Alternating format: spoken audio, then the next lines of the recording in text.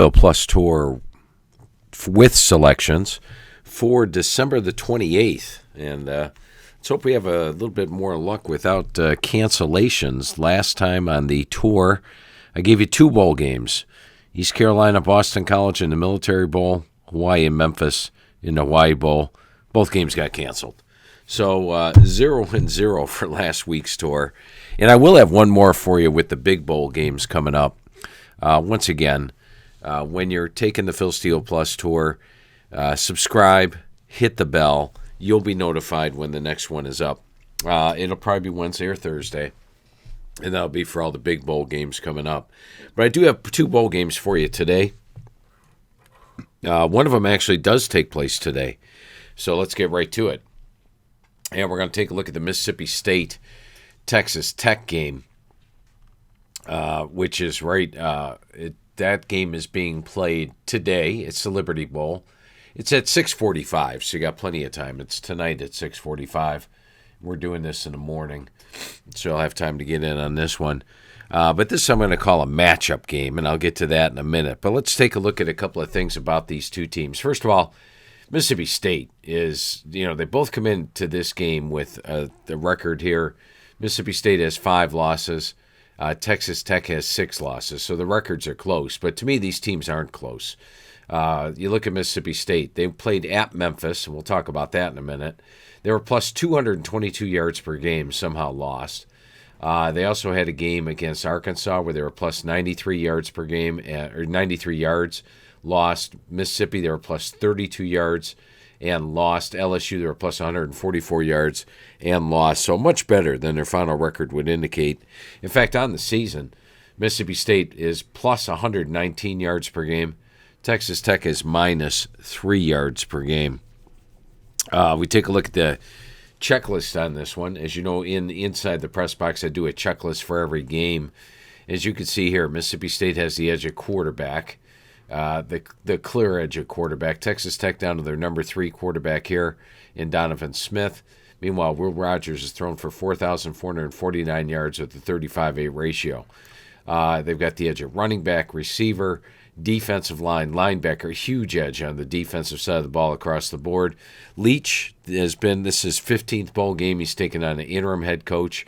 The site, and here's the thing, Mississippi State is very close to Memphis. And every time they play at Memphis, they have about half the crowd. Well, they already played at Memphis this year, and so they already showed that they have a large traveling fan base. They will have the clear sight edge for this game. Mississippi State, Cowbells, they'll have the sight edge for this bowl game. The matchups, which we'll talk about in a minute, about the only thing Texas Tech has going for them is the special teams. But my checklist has Mississippi State by 15.5 checks. So we'll get to more in a minute. But let's take a look at a couple other things. One of them we're going to look at here. Go to the homepage, and this is available. If we click on FBS info, we're going to come down here to strength of wins, pain of losses.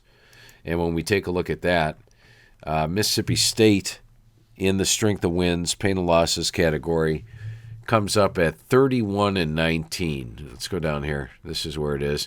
Now, this means for every opponent you defeat, you get credit for every FBS game that those teams won. For every opponent you lose to, you get credit for every loss that team has. So Mississippi State checks in at 31-19, and the Vegas Power Ratings has them as a top 25 team. Texas Tech in the strength of wins, pain of loss is actually 22 wins. So their opponents that they beat won a total of 22 games versus FBS teams this year. Meanwhile, teams they lost to lost 25 games this year. So we have a large edge here in strength of wins, pain of losses as well. And then the matchup that I like best here, let's go back to FBS info, team pages, and Texas Tech.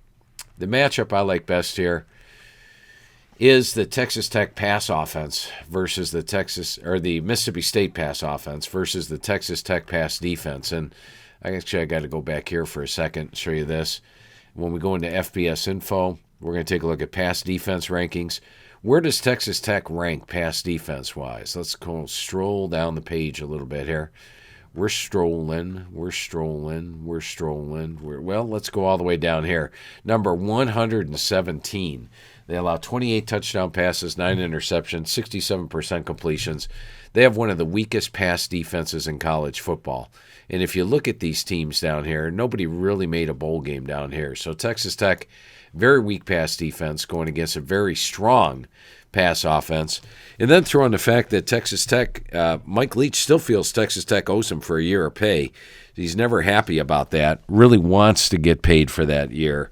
And that's so you have definitely the incentive to go along with it. So we got a lot going for us here. I like to take underdogs, as you know, in these pre-New Year's Day bowl games. And underdogs are about a 50-50 proposition right now. And rarely do I like a large favorite, but here I think we got it all going for us. We got the matchup. If you take a look at the two teams' defenses, Texas Tech, look at their defense. They give up 411 yards per game, 13 yards above what their opponents allow.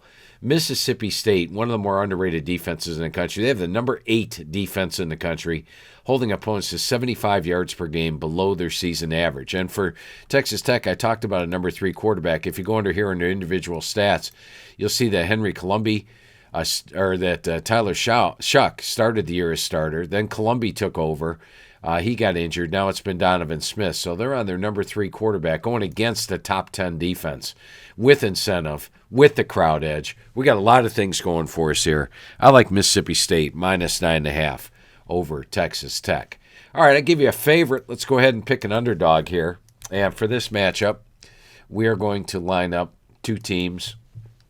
One of them is going to be Michigan State out of the Big Ten, and one of them is going to be Pitt out of the ACC. And it's unfortunate that two of the best players in college football this year, Kenny Pickett and Kenneth Walker, both opted out of this game, or else we would have had a hell of a game.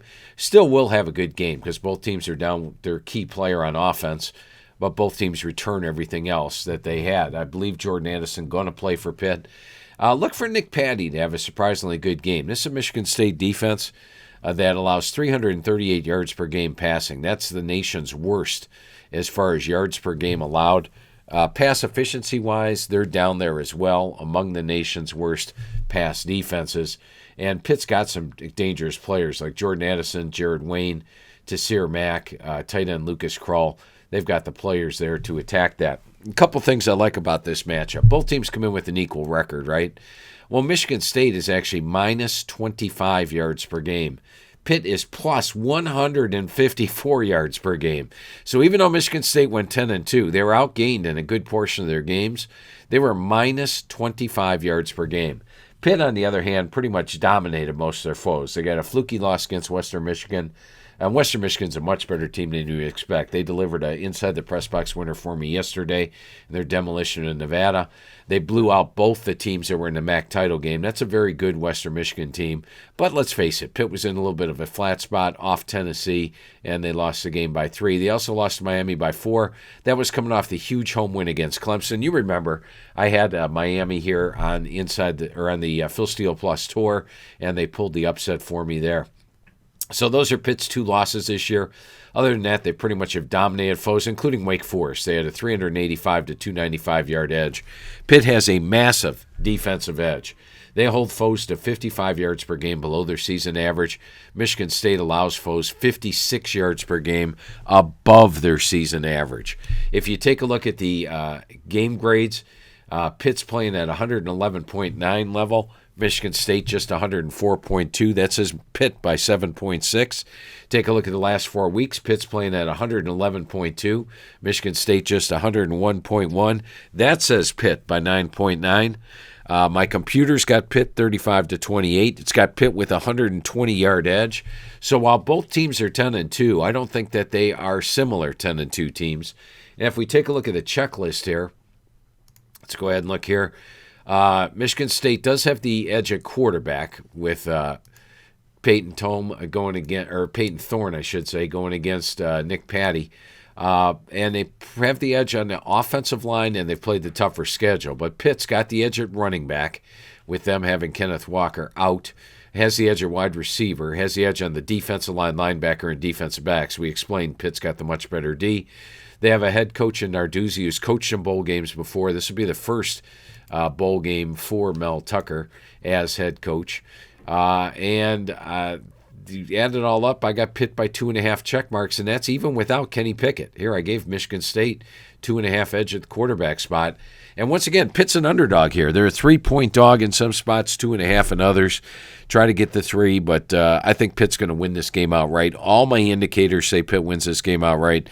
They're the better team with the better defense. Coach Narduzzi coaching against his old team, Michigan State. And it's not like he's coaching against his old head coach who he's close friends with. None of the guys he coached with are still there. But I think it's an important game for Narduzzi, an important game for the Pitt program, the ACC champions this year. So I like Pitt plus the 3 over Michigan State. Once again, subscribe, hit the bell. We'll let you know when the next update is. And if it's not, it will be before New Year's. We've got a lot of bowl games up, so I'll wish you a Happy New Year on the next one. Thanks for taking the Phil Steele Plus tour this morning.